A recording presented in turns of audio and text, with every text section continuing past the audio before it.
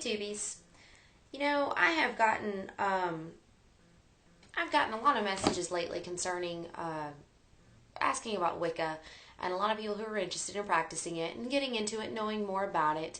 And then there's also the messages where people tell me that I actually got from somebody saying that they went to an open circle, and basically it was a coven holding a circle and allowed other people to come in, and the same person was told by another Wiccan that it wasn't a real circle because real covens don't hold open circles. Now, those of you who are confused on which path to take, now there's so many different ways to go.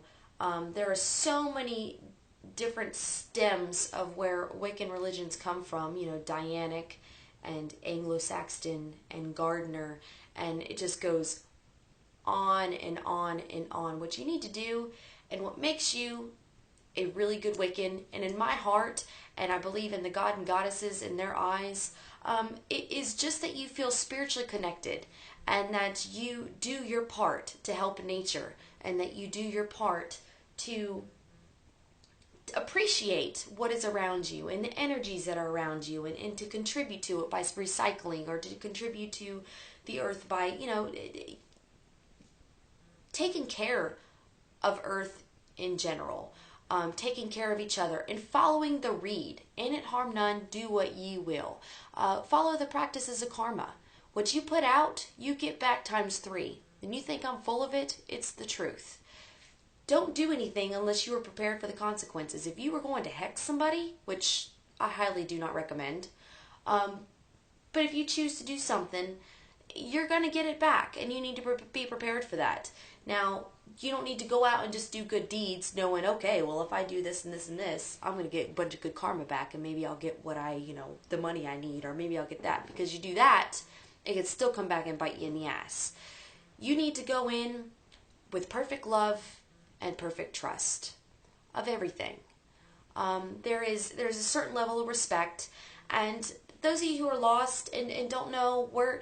Those of you who are really interested in Wicca, I know exactly why. It's because it appeals to you spiritually. Spiritually, there's something that it feels that you can connect to that. Because when you read the Bible, or you go to church, or you listen to somebody else's advice, you don't necessarily connect with it.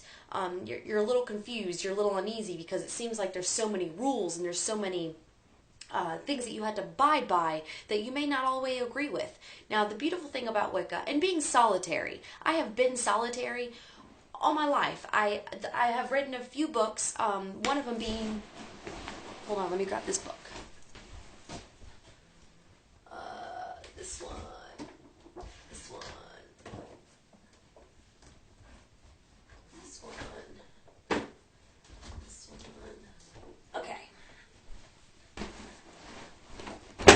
Okay, this book right here, Complete Book of Witchcraft by Raymond Buckland.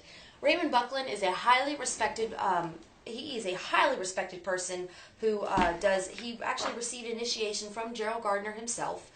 He is very, very respectful in all his views, but he does practice in a coven. And this book even goes over some of the coven rules. I don't want to say rules, but speculations and things that you may come across as far as initiation and certain things you may need to learn, and their rituals, and just the certain structures of the way they do things. Everything's listed, a priest and priestess, and then, all in a group doing a ritual, and which is great, but... The disagreements I have in a coven is I feel that there shouldn't be, there's a priest and priestess that represent the god and the goddess, and to me, it doesn't connect me with spiritually.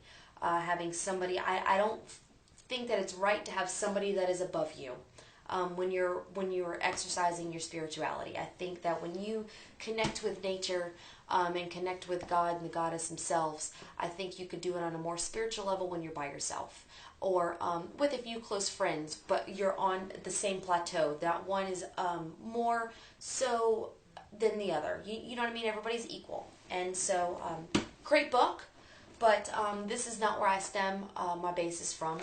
Now, There are going to be some Wiccans that may criticize me and say that I am wrong, and actually there is a few people who have told me, and even Blue Fire Witch refers to it as a fluffy bunny kind of magic. That is something I disagree with, because I don't feel that there is any certain way. If you read any solitary Wicca book, it tells you, do what feels right to you. There is no certain rule. There is no Quran. There is no Bible. There is not one rule book out there that says that you have to practice Wicca or paganism in any certain way, shape, or form. So you do what you feel is right. You take a whole bunch of different books and you combine them and you pull what you feel is right for you, because you may not be able to go out and afford all these tools, a wand and a thame and a dagger and a boline and your mortal and pestle, and you may not be able to afford all of that. What if you're traveling? What if you have parents that don't let you practice Wicca and don't agree with it, and you can't have an altar out set up? It's okay. You can still practice and not have to have all the tools. It's all in here. And for you to cast a circle, or for you to need a wand or something, use your finger. It's just as powerful, if not more powerful, than you using a thing. So don't let anybody ever discourage you. Now, what you need to do in your core search journey of spirituality is to find yourself. You need to find that part of yourself and nurture that seed and make it grow and become part of the tree of life, where you grow your spirituality from the seed up. And it's going to take some time, and there's going to be some battles, and you're going to underestimate yourself, and you're going to question yourself constantly. Am I doing this right? I don't think I'm doing this right. Something doesn't feel right. You will know when it feels right, and you will know when you have hit it. All you got to do is just believe in yourself. And if you could do that, you could achieve anything. And I really mean that. Books for you who want to practice solitary or look into it, I highly recommend Wicca, the Solitary Practitioner by Scott Cunningham. There's also a book that goes after this called Living Wicca. I do have that one also. But this is a very, very, very great book to look at. Goes over the tools, goes over the god and the goddess, goes over a little bit of the beliefs, and as far as using your tools and chants and prayer and all of that. It's just a quick basic, so this is a good one to look at.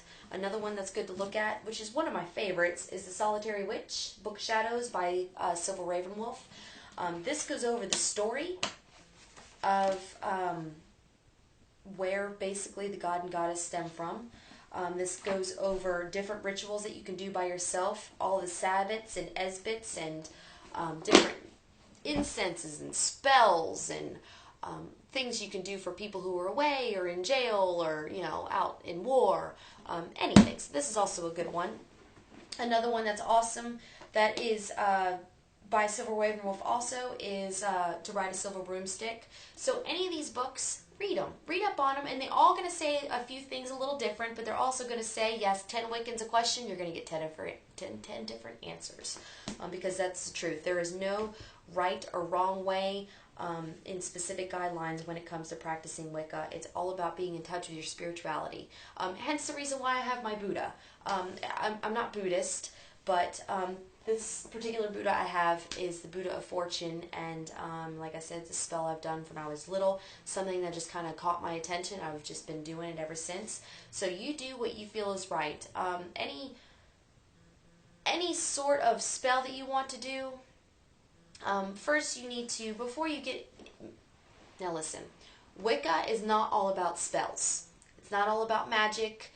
It's not all about, getting things that you want and manipulating energies to do what makes your life perfect. Because there's a certain level of respect that comes in with it. If you are going to do a spell for love, because that's what number one things want to do, just know that you cannot mess with free will. If you want to do a spell to make somebody fall in love with you, then Wicca is not the right thing for you, because that is not what you do. You want somebody to fall in love with you because of you, not because of you making them feel that way, because you'll never know the difference. Do you know if they love you for you, or do they know that they love you because you've made them love you? And that will end up coming back to you and getting you times 3, and that's not very fun. So that's a little something for you to think about. There's a really, really open-minded approach when it comes to practicing religion, and I think that you need to find it within yourself what feels right for you. And if you haven't explored different religions, Christianity, and going, Catholicism, or Buddhism, or Hinduism, you need to read up on a little bit of everything, because when you have that level of respect that all gods are one God, they all lead to a higher being, they all lead to a certain center of energy that reflects over the entire world. If anything, I think, was it Scientology goes over quantum physics. Now, I don't disagree with any religion that's out there. You believe absolutely what you want to believe. I think as long as you are spiritual and you go in it wholeheartedly and with an open mind, and you don't disrespect other religions, I think you will do just fine. So those of you who are lost, it'd be good to find yourself, because it is a scary thing to wonder what's going to happen to you when you die. What happens to your family when they die? Where does everybody go? So that's something that you need to look at and feel comfortable with, because you don't need to be afraid of death. It's inevitable, it's going to happen. So there's no need to fear it. You do not need to fear death. You need to, and you don't need to look forward to it either. You just need to know that it's coming and be comfortable with the fact. Be content with the fact that you might die one day, if not soon, or if not years from now. But just know that in your heart that you are at peace, and I think that is the number one step that you can do. If any of you have any questions, I will be more than happy to share my opinion. I am, by all means, I do not think that all my answers are right, if any of them are right, but they do work for me, and they have helped me develop into a very, very loving, I am so satisfied with my soul, and I am not afraid of who I am. I used to be, and I used to not even know who I was. I would kind of go off of doing what everybody told me I should feel, and what I should do and what I shouldn't do, and how this is wrong and this is right. And I don't feel that anybody should have the right to tell you what is right or wrong. There's certain morals that I think people need to abide by, and there's certain levels of respect. But as far as somebody telling you what is wrong or right in your heart, nobody can tell you that but you. So that's that. And thank you guys for watching, and I hope I answered any questions that you guys may have had. And other than that, you guys take care, and blessed be. Love you.